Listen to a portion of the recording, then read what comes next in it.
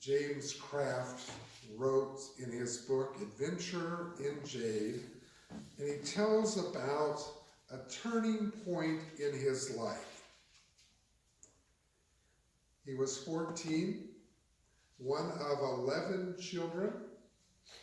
They lived in a farm in a really rural part of Canada. And because of a serious problem with his eyes, James couldn't distinguish things clearly. He compared his vision to the blurry vision, like trying to look underwater and maybe see a boat go by. And his nearsightedness was so acute.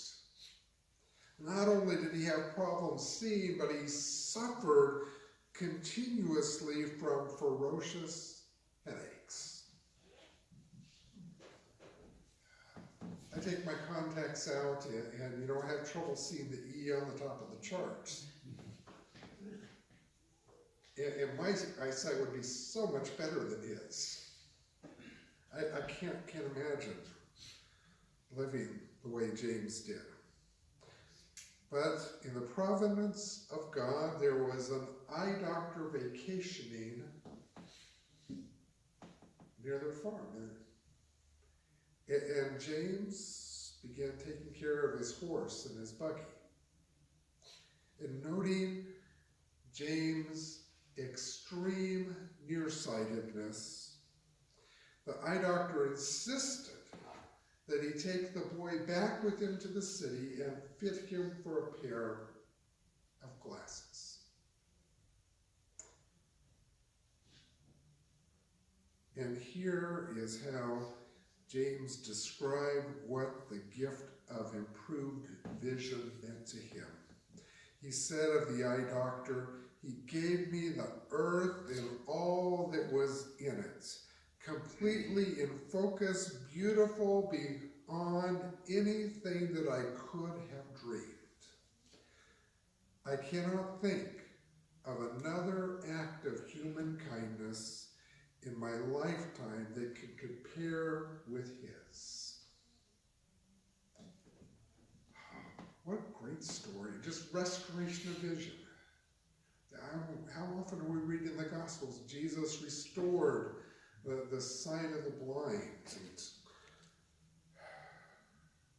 Well, the eye doctor restored James' eyesight, but the high priest is in the business of restoring whole lives. What a kindness beyond any comparison. We think we're not first century Jewish Christians. We don't know a whole lot about high priests. And we might want to write off this part of Hebrews, but we are familiar with spiritual leaders, with mentors who have had a great influence upon our country. It was just last February that Billy Graham died at age 99. And there was a lot of reflecting about what he did with his life. And so many of the commentators noted his friendships with U.S. presidents. U.S. presidents beginning with Truman and on down the line. Graham was perhaps the last in a long line of American evangelists, field preachers, including Whitfield and Finney, Moody, and Sunday.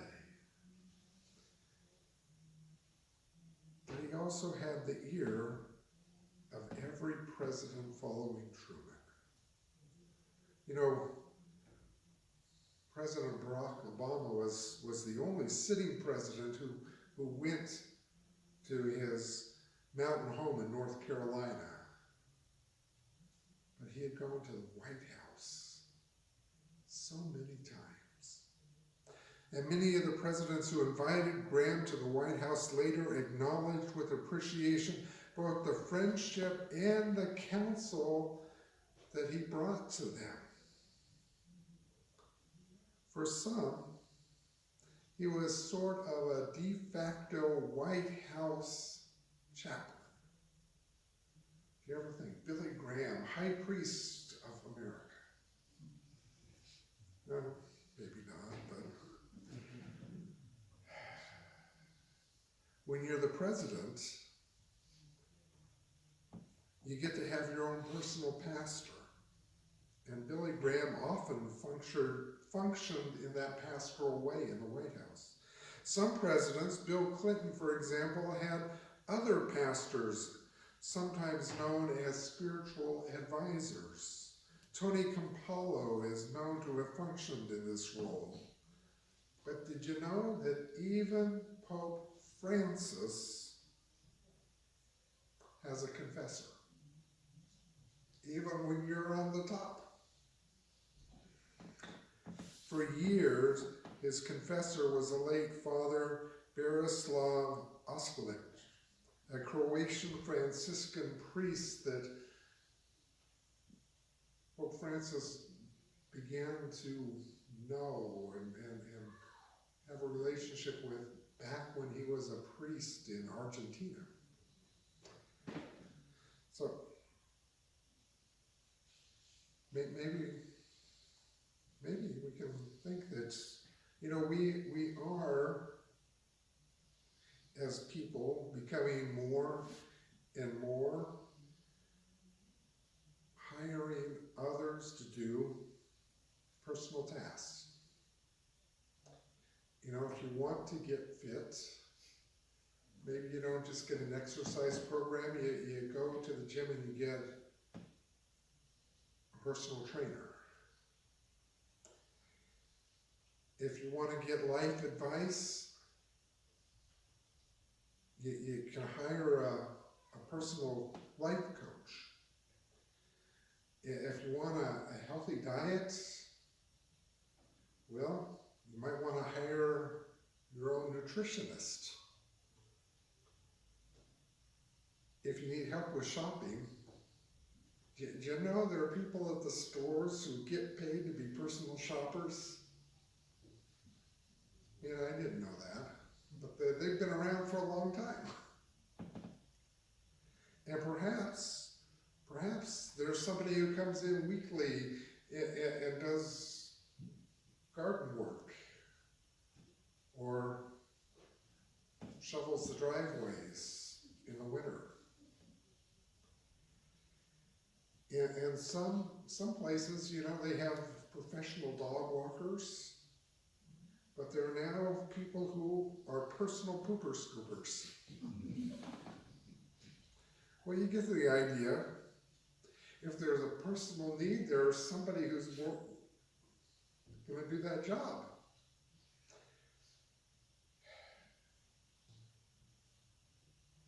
So is it out of line to think that in a huge, major, very cool way, Jesus Christ can be our personal priest? And you may not have realized it, but you do have a personal priest. And what the personal priest has to offer us is truly amazing.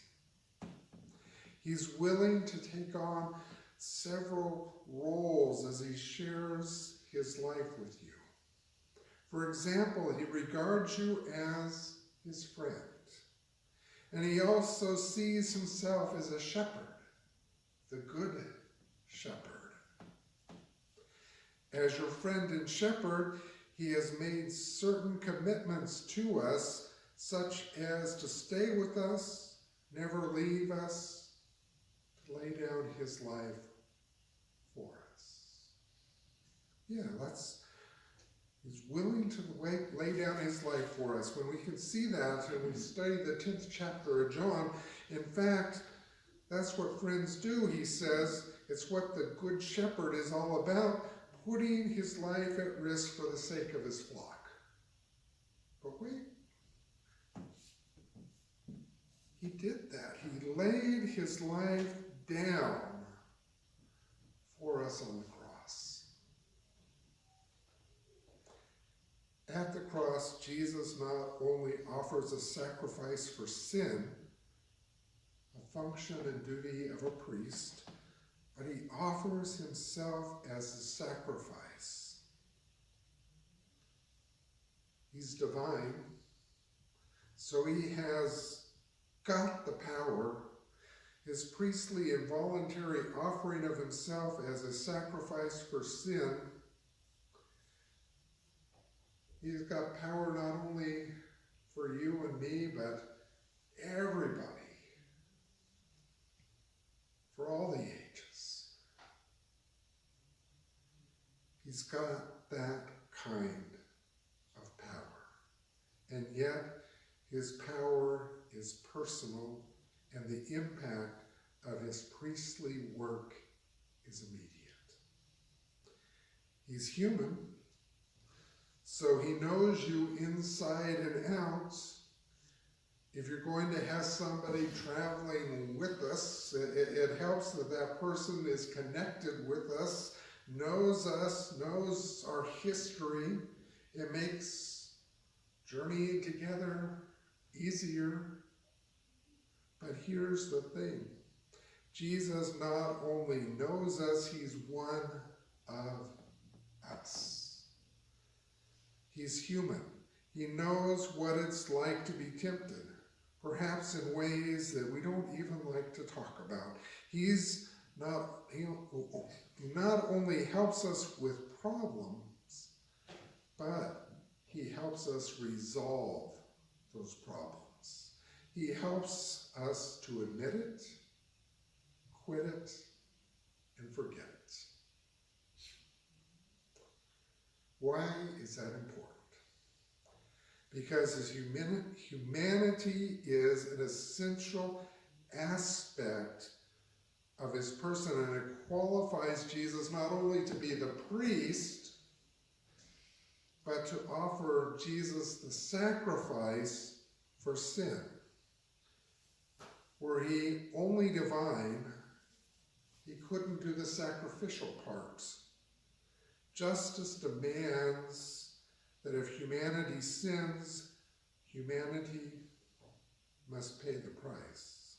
And basically, because Jesus is our personal priest, Jesus has our backs, and that's what a priest does. We're in trouble, our personal high priest says, hey, I got this, wait here. The writer of Hebrews contrasts these qualities of Jesus, our personal priest, with the earthly priest of the Old Testament. Those priests were human. Because they were only human, they died. And they never came back to life. Because they were human, they sinned. And because they sinned, they had to offer offerings for their sins before they could make offering for the sins of others. And when the priest died, well, another fallible human being took his place. But you know, Jesus is not that kind of priest. And if it is true, and we know it's true, then we have to ask, what is the relationship we have with this amazing, this different kind of priest? First, it should be a relationship of trust. If you cannot trust the one who you're going to confide everything, well, that relationship is not going to last. Second, it should be an ongoing relationship, not some off and on relationship. Too often, we confer with Jesus, we cry out to Jesus, we say, Jesus, help, only when we're in times of trouble. For a relationship to grow, interaction should happen often, daily. Maybe as often as we breathe in and out. Then, too, it should be a relationship that acknowledges roles. Remember, we are the humble penitent. Jesus is Lord and advocate. Also, it should be a relationship to which we have immediate access. Nobody we have to work through. We shouldn't hesitate to consult our personal priest.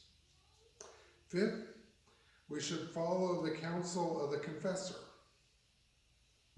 You know, what good is it to have an advisor, a confessor, if we don't follow the advice we're given? Sixth, we should live in a manner that pleases our personal priest. Seventh, we must always remember there's no need to impress our personal priest. We're not going to go in on our best behavior and try to snow him because he knows everything about us. Eighth, it is comforting to understand that even though our personal priest knows everything about us, knows the worst stuff we have thought or done, he still loves us.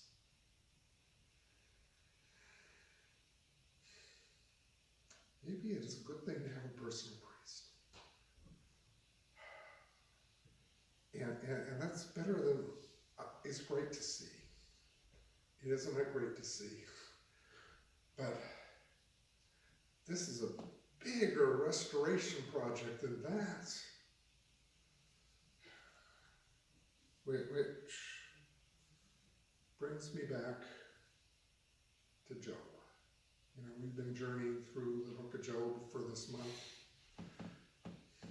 And if we lose sight and we think about the restoration of Job only being about getting his family back, well, a new family, and double the stuff that he had before, then we're missing the point. We're missing the big picture.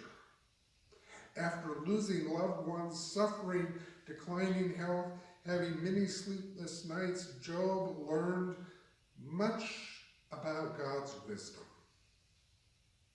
Job understands and accepts that his own judgment and understanding are unclear, but that God's vision is never blurry, and God's plans are never unsuccessful.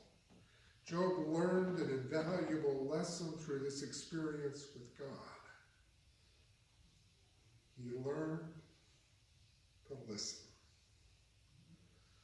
to hear, to find comfort in God despite what difficulties laid around him.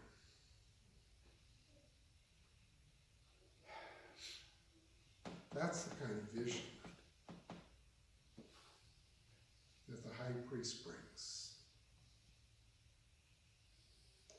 Jesus restores so much more than just when Jesus healed the blind. Jesus gives us a new life. God's hand is at work in our lives, and it's up to each of us as disciples of Jesus to be obedient to God's will.